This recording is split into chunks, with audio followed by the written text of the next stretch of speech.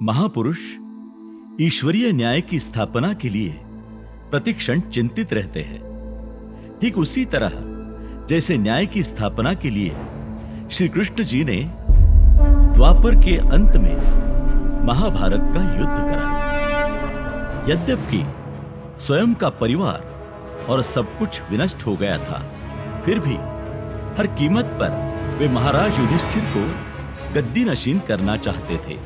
उसी तर्ज पर जब जर्मनी अनेक देशों को हड़पता जा रहा था और परमहंस दयाल जी महाराज को यह लगने लगा था कि विश्व में जर्मनी का शासन न हो जाए, यह एक अन्यायपूर्ण शासन होता।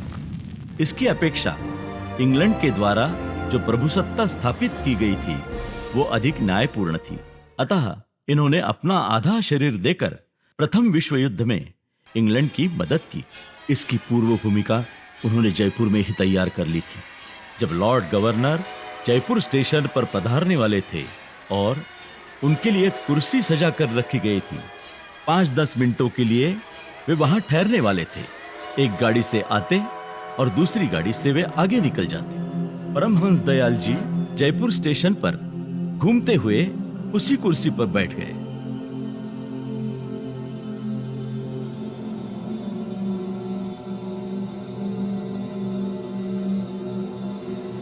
कलेक्टर साहब, एसपी साहब, दरोगा रामचंद्र जी, सबकी निगाह मुझ स्टेशन मास्टर पर लगी हुई है। वायसराय साहब आने वाले हैं, लेकिन महाराज जी परमहंस दयाल रहमतुल्लाह अलैह आके बैठ गए। मेरे में हिम्मत नहीं है कि मैं इन्हें उठने के लिए कहूं। उस कुर्सी पर बैठ गए हैं जिस कुर्सी पर लॉर्ड साहेब वायसराय सरकार बहादुर का बैठना था। चाहे मेरी नौकरी जाए या रहे, आप लोग भी, मैं समझता हूं कि किसी में हिम्मत नहीं है कि हुजूर को उठाए। मौत के शहंशाह हैं। यही वो समय था जहां उस लॉर्ड गवर्नर ने अपनी दूरदर्शिता और अपने धर्म भाव का परिचय दिया। Of course, I know. You are the great saint. हम आपको सलाम करता है। उसका इतना ही कारनामा ब्रिटिश सल्तनत को नया जीवन प्रदान कर दिया और जर्मनी पर विजय का आधार खड़ा कर दिया। इस रहस्य का खुलासा तब हुआ जब टेरी के तहसीलदार अरबाब खान बगदाद मुर्शिद के पास बैत के लिए उपस्थित हुए। जब मुर्शिद साहब ने पूछा कि आप कहां से आए हैं? अस्सलाम वालेकुम हुजूर परवरदिगार। जिला कोहाट, सूबा सरहद, मुल्क हिंद से ताल्लुक़ रखने वाला मैं नाचीज़ बंदा हुजूर की खिदमत में पेश हूँ। मैं हज अदा करके आ रहा हूँ। बाद दीदारो ज़ियारत अपने वतन को लौटूंगा। तहसीलदार साहब, हज अदा करने के बाद मेरे यहाँ आने का कोई खास सबब है क्या? हाँ हुजूर, मैं दुआ पाने की दरकार, बैयत और बंदा नवाजी के वास्ते हुजूर के मुबारक कदमों में पेश हूँ। निहायत ही आप फयाज हैं और मेरी हसरत पूरी करेंगे। मगर आपके लिए दुआ करने का अख्तियार मुझे कहाँ हासिल? हुजूर गौसुल आज़म हैं, पीर हैं, मर्दाने खुदा हैं। आपकी रसाई रसूल अल्लाह तक है। फिर क्यों नहीं आपकी शफ़क़त और रहमत मुझे मिलेगी? मेरी ख़ता, मेरा गुनाह क्या है? मैं किसी गुनाह के बाबत गुफ्तगू नहीं कर रहा हूँ तहसीलदार साहब। मैं आपके बयान की मंशा समझ नहीं पा रहा हूँ हुजूर।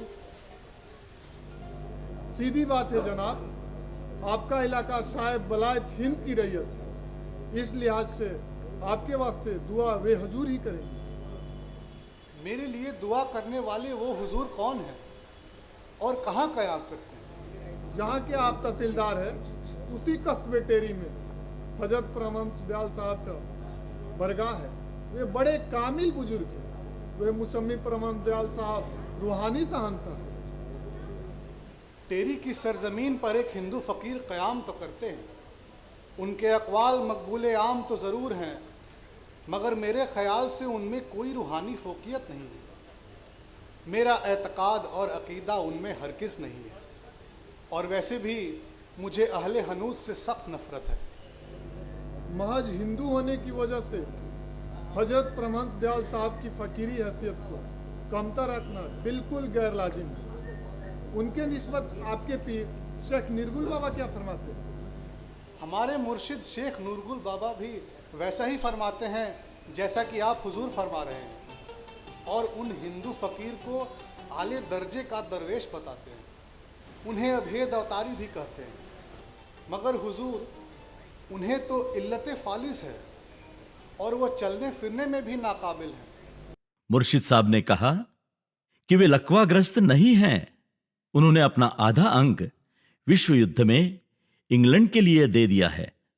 उनका आधा शरीर युद्ध में मोर्चे पर लड़ रहा है। तहसीलदार ने कहा, मैं कैसे मान लूं? तब वे बोले, आप वापस चले जाइए, वे महाराज स्वयं आपको विश्वास दिला देंगे। और वो तहसीलदार अरबाब खान वापस आ गया।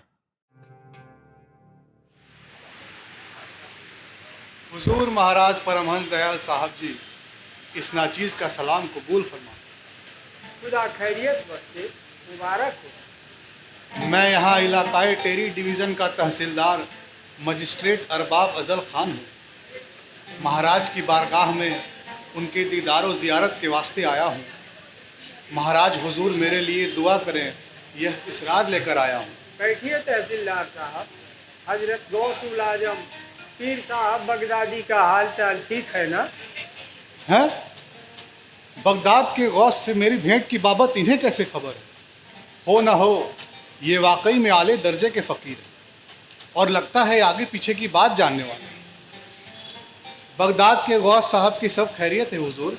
उसे विश्वास दिलाने के लिए अपने बिस्तर पर से उठकर करीब 50 मीटर चहलकदमी करते हुए दूर तक चलकर दिखाया और फिर अपने बिस्तर पर पड़ गए। यह देख तहसीलदार अचंभित हुआ। मैं अचरज देख रहा हूँ। तहसीलदार साहब, जलपान कीजिए। आप मेरे मेहमान और इलाके के हाकिम हैं। चूँकि आपने गौस पीर साहब बगदादी की बारगाह से वापसी की है, इस वास्ते मैंने उनकी खैरियत पूछी। आप सही फरमा रहे हैं हुजूर। मेरी एक इसरार है, इजाज़त हो तो कहूँ? बेशक फरमाइए। मैंने सुना है कि हुजूर को फालिज मारे हैं और हर वक्त बिस्तर पर पड़े रहते हैं। वह तो आप देख ही रहे हैं तहसीलदार साहब, मैं कई सालों से बिस्तर पर पड़ा। मगर जाहिर तौर पर देखता हूँ कि हुजूर तो बेखौफ टहल रहे थे और चलते समय उन्हें किसी तरह की दिक्कत व परेशानी भी नहीं दिखलाई पड़ रही। हाँ तहसीलदार साहब, और उस अल्प अवधि में ही अंग्रेजी फौज के हजारों सिपाही जर्मनी में मार डाले गए। मैं समझा नहीं हुजूर। यह समझिए कि मैंने अपना दाहिना अंग वायसराय की गुजारिश पर ब्रिटिश फौज के रक्षा कवच के तौर पर दे दिया है। बगदाद के गौस पीर की बात रखने के लिए मुझे वैसा करना पड़ा। मेरी गुस्ताखी मुआफ़ हो गरीब परवर। हिंदू मुस्लिम जज्बात के चक्कर में मैं हर तरह के हिंदू से नफ़रत करता था और उन्हें नज़रे कबीह से देखता था। मैं गुनहगार हूँ। वाकई मेरे मुर्शिद आपको अभेद अवतारी कहते हैं। आप कुतुबे जहान हैं, शाहे बलायत हैं। मेरा गुनाह मुआफ़ करें। चलिए ठीक है, देर आए दुरुस्त आए। ऐ रूहानी शहनशाह मौला, मैं गुनाहगार इसलिए भी हूँ कि जब तेरी रियासत के नवाब पीर हिदायतुल्लाह साहब, हाफिज़ अब्दुल करीम साहब, शेख नूरगुल बाबा वगैरह जैसी ऊंची शख्सियतें जब आपके दर्शनों दीदार को आते और ख़ास तवज्जो देते तो मुझे जलन होती थी। मैं गुनहगार हूँ, मुझे मुआफ़ कर दीजिए हुजूर और मेरे लिए दुआ कर दीजिए। खुदा आपकी सलामती बख्शे और आपकी मन्नत और मुराद पूरा करे। देखिए तहसीलदार साहब, हम फ़कीर लोग गृहस्थी या किसी में दोष नहीं देखते। खुदा हाफिज। जय सच्चिदानंद।